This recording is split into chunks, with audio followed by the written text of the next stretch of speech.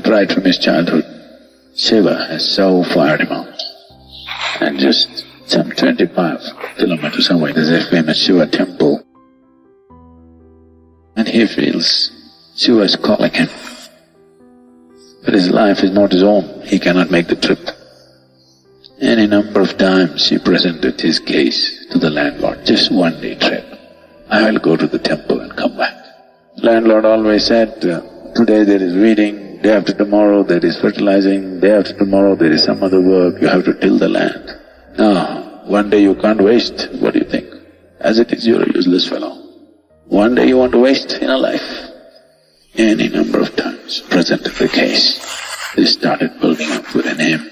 He wants to see Shiva. This time he went and stood in front of the landlord with a different kind of dignity that a bonded labor never knows. Not supposed to have.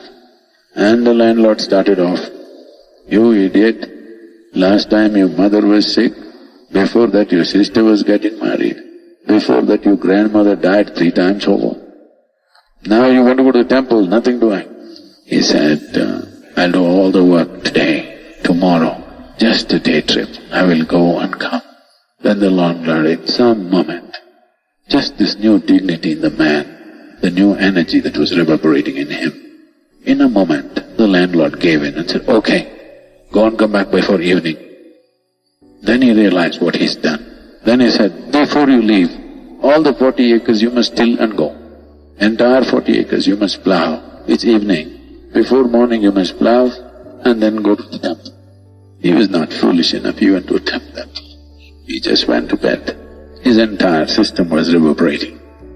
He knew he will go to the temple no matter what's the consequence. A new kind of energy has been reverberating through his entire body. Morning before he woke up, there was a big commotion in the village. What is it? Entire 40 acres was plowed. And he came out and looked, he couldn't believe it.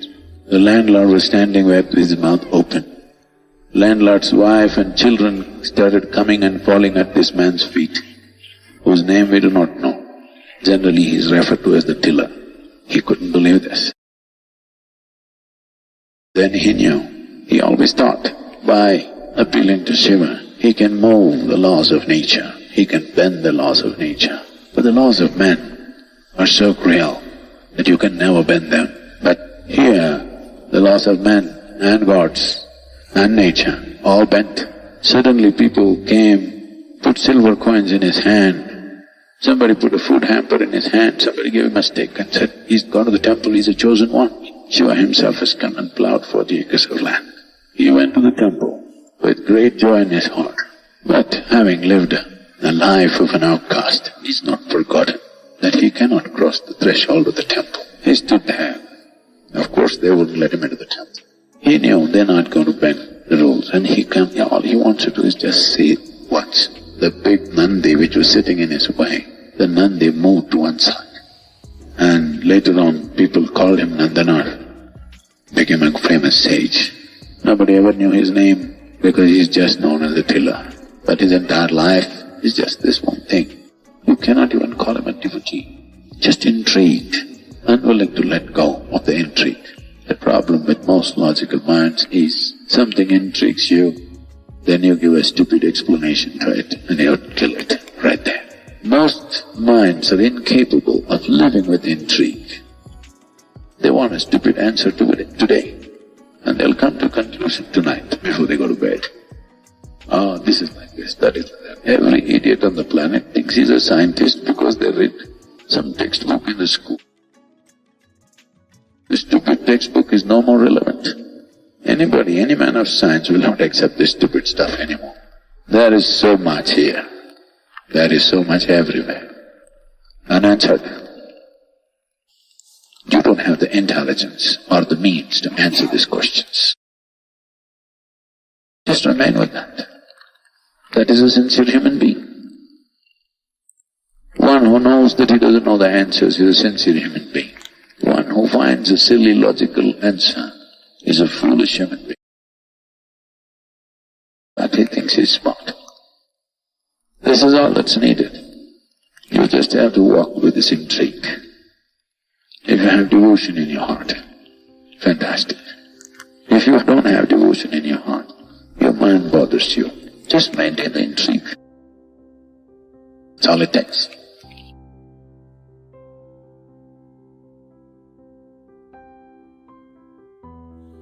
Just working hard doesn't do things in the world. This is the biggest problem. Right from your childhood, your parents taught you, if you study, how should you study? Study hard. If you work, how should you work? Work hard. You do everything hard.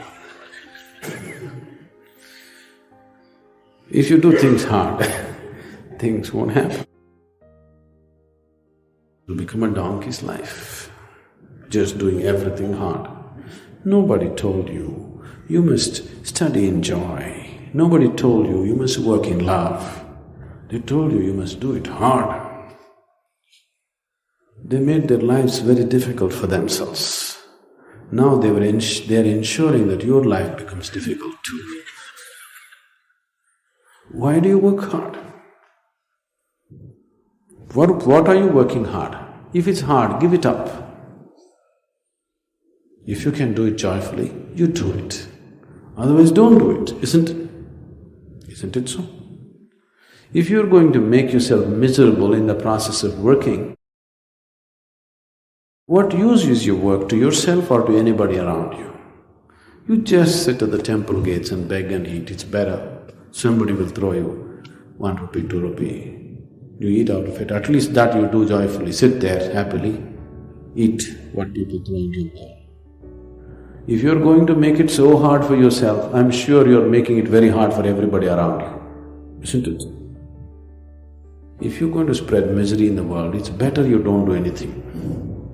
If you're going to spread joy in the world, go and do as much as you can.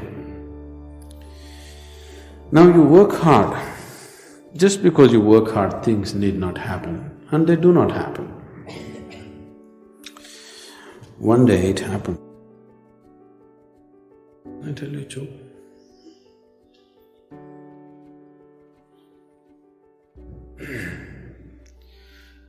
Shankaran Pillai's old ambassador wouldn't start. Does anybody still own ambassador? No? All of you evolved out of it.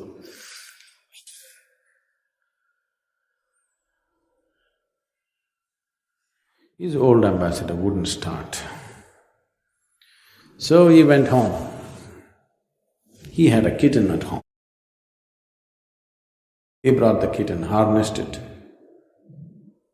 to the ambassador. He said, "Go, let's go, let's go." People looked at this and said, "Are you crazy? Can this little kitten pull the ambassador car?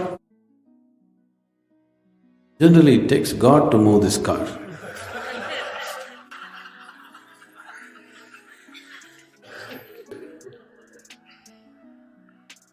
"What are you doing?" Shankaran Pillai said, "Don't you fool yourself, I have a horsewhip."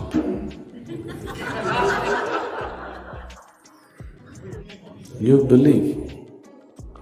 believe you can do everything hard and it'll work. It'll not work just because you do it hard. You must do the right thing, only then it works, isn't it? If you do not do the right thing, it does not work. People who are successful not because necessarily they work hard, they just know what's the right thing to do with their kind of job. That's why they're successful. Another day, Shankaran Pillai fell into the septic tank. I want you to imagine. Right up till here in filth.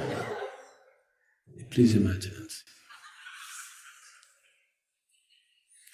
He tried to get out desperately, he couldn't. Then after some time, he started screaming, "Fire, fire, fire!" Neighbors heard the fire screams, called the fire brigade. The firemen came and looked everywhere, no fire. Then they found him in the septic tank, pulled him out. And then they asked, why were you screaming fire? Then Shankaran Pillai retorted, if I said shit, shit, would you come?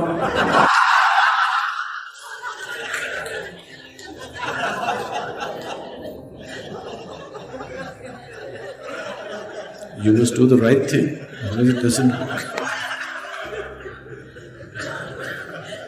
So just working hard will not do. You must do the right thing, otherwise it doesn't work.